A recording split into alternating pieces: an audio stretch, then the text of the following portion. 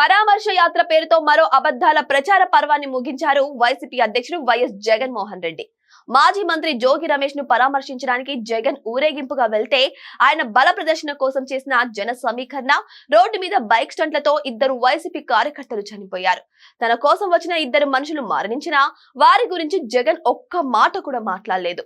ముఖ్యమంత్రి చంద్రబాబు, మంత్రి నారా లోకేష్ లను దారుణంగా తిట్టిన జోగి రమేష్ ను పరామర్శించిన జగన్ రెడ్డి తన కోసం బలైపోయిన పార్టీ కార్యకర్తల మృతి పట్ల కనీసం సంతాపం కూడా తెలియజేయడం లేదు. వారి కుటుంబాలకు సానుభూతిని కూడా తెలియజేయడం లేదు.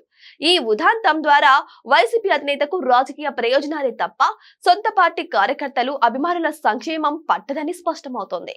తిరుమల వెంకటేశ్వర స్వామి వారి లడ్డూ కల్తీ వ్యవహారంపై వైసీపీ సృష్టించిన అబద్ధాలకు మరోసారి రెక్కలు తొడిగి ప్రజల చెవుల్లో పూలు పెట్టే ప్రయత్నం చేశారు. సుప్రీంకోర్టు ఏర్పాటు చేసిన సిబిఐ సిట్ తిరుమలకు సరఫరా చేసిన అసలు నెయ్యే కాదు, భయంకరమైన కెమికల్ విషయమని తేల్చిన జగన్ రెడ్డి మాత్రం ఎలాంటి కల్తీ జరగలేదని జనాల్ని నమ్మించే ప్రయత్నం చేశారు. జగన్ హయాంలో టీటీడీ చైర్మన్లుగా పనిచేసిన వైవి సుబ్బారెడ్డి, భూమన కరుణాకర్ రెడ్డిలకు సిబిఐ క్లీన్ చిట్ ఇచ్చిందని మరో అబద్ధాన్ని అడ్డగోలుగా అలవోకగా చెప్పేశారు. నెయ్యిలో గొడ్డు కొవ్వు, పంది కొవ్వు, చేప నూనెల అవశేషాలు ఉన్నాయని ఎన్డీబీ రిపోర్టు స్పష్టంగా చెప్పింది. అయినా వైఎస్ జగన్ మాత్రం నెయ్యిలో జంతువుల కొవ్వులు లేవని వాదించారు. ఆ విషయాన్ని ఏ ల్యాబ్ రిపోర్టులు చెప్పాయని ప్రశ్నించారు. ఆయన ప్రశ్నకు ఏపీ హోంమంత్రి అనిత సరైన సమాధానం ఇచ్చారు. నెయ్యిలో యానిమల్ ఫ్యాట్ కలిసిందని చెప్పే 4 రిపోర్టులు ఉన్నాయని, కావాలంటే పంపిస్తానని చెప్పారు హోం మినిస్టర్ అనిత. ఎన్డీడీబీ, సిఎఫ్టిఆర్ఐ రిపోర్టులు నెయ్యిలో జంతువుల కొవ్వు కలిసిందని చెప్పాయి. పంది కొవ్వు 10% కంటే తక్కువ ఉంటే తెలుసుకునే సాంకేతికత లేదని నెయ్యిని టెస్ట్ చేసిన ఎన్డీఆర్ఐ చెప్పింది.